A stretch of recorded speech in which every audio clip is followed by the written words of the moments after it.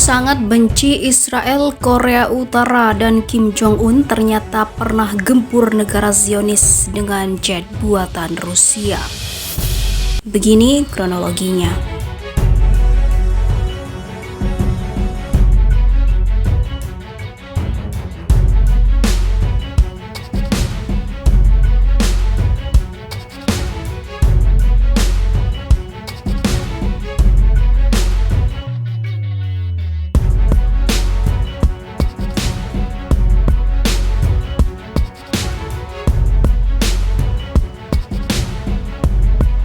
Siapapun tentunya akan mengecam tindakan Korea Utara yang senang meluncurkan rudal dalam rangka uji coba senjata.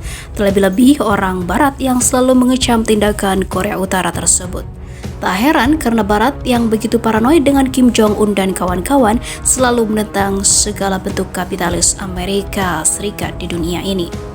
Untuk menakut-nakuti saudara tuanya, Korea Selatan yang didukung oleh Amerika Serikat, Korea Utara bahkan tak segan melakukan provokasi militer di Laut Kuning. Namun siapa sangka di balik sikap jahatnya yang sering dipikirkan oleh Barat, Korea Utara ternyata amat membenci negara Israel yang dianggap sewenang-wenang terhadap Palestina. Rasa jengkel Korea Utara bahkan diwujudkannya dengan mengirim pilot tempur untuk memerangi negara Zionis tersebut. Ini terjadi saat tahun 1973 ketika di Timur Tengah pecah perang Yom Kippur.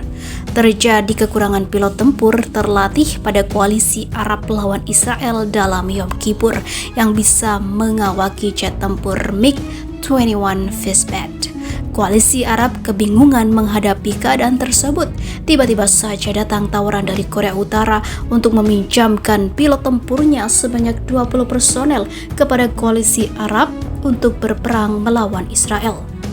Bukan main girangnya koalisi Arab, apalagi pilot-pilot yang dikirim Korea Utara tersebut amat terlatih mengawaki MiG-21 dan sudah mengantongi 2000 jam terbang.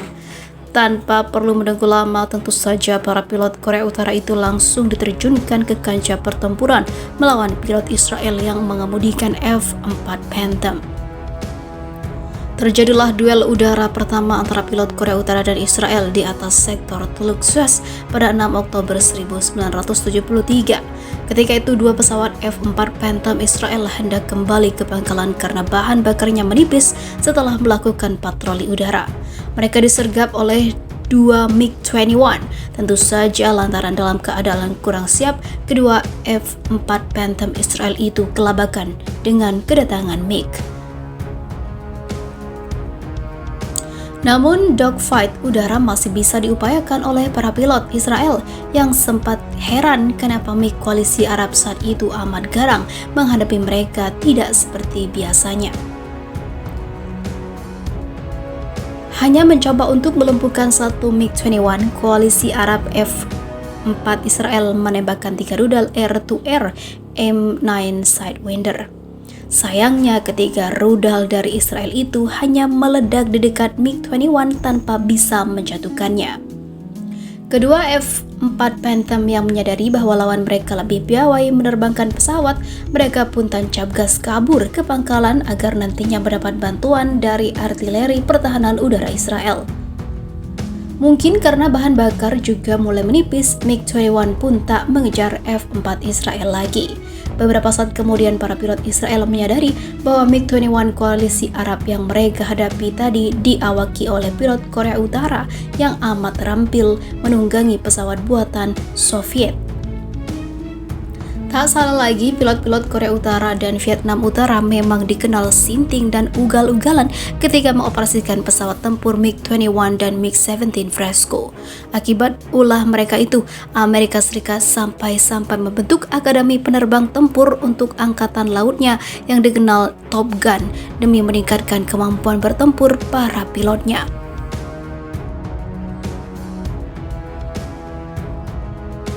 Wow, tindakan rasisme ke warga keturunan Cina semakin parah di Barat.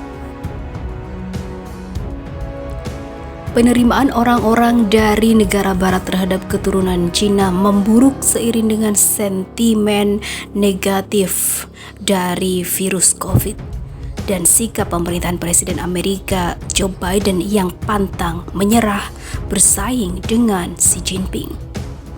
Sebuah polling dari Gallup menunjukkan tingkat penerimaan orang Amerika Serikat anjlok ke angka terendah menjadi 20% pada 2021 dibandingkan tahun lalu sebesar 33%. Penurunan juga sudah terjadi pada tahun lalu setelah corona pertama kali menyebar dari Wuhan. China menjadi negara terbawah ketiga dengan tingkat penerimaan terendah warga Amerika Serikat setelah Korea Utara dan juga Iran.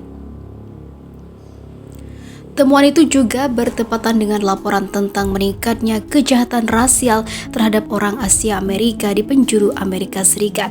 Sesuatu yang diharapkan Biden agar diredam dengan mengutuk pidato anti-Asia dalam perintah eksekutif baru-baru ini, dikutip dari laman resmi Gallup.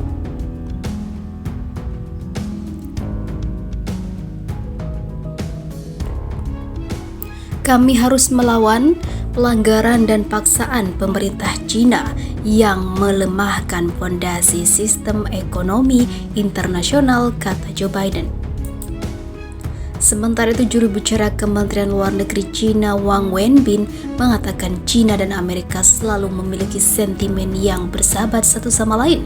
Dia mengakui pemerintahan Presiden yang lalu Donald Trump yang anti-China memperlihatkan bias ideologis dan menunjukkan sikap politik yang egois.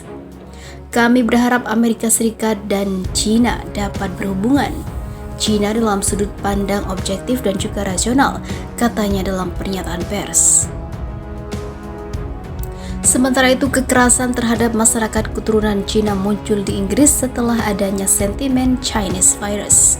South China Morning Post melaporkan dosen University of Southampton keturunan Cina Peng Wang diserang pada pekan lalu oleh 4 laki-laki muda kulit putih ketika sedang jogging. Beberapa laki-laki meneriaki saya dari mobil dari seberang jalan. Mereka bilang, "Chinese virus, pergilah dari negara ini," katanya. Laporan polisi menunjukkan kejahatan akibat kebencian kepada China di Inggris tercatat mencapai 457 laporan sepanjang Januari hingga Juni. Ini semakin memperburuk sejak Brexit dan kemudian pandemi. Orang-orang menjadi intoleran dan marah terhadap China.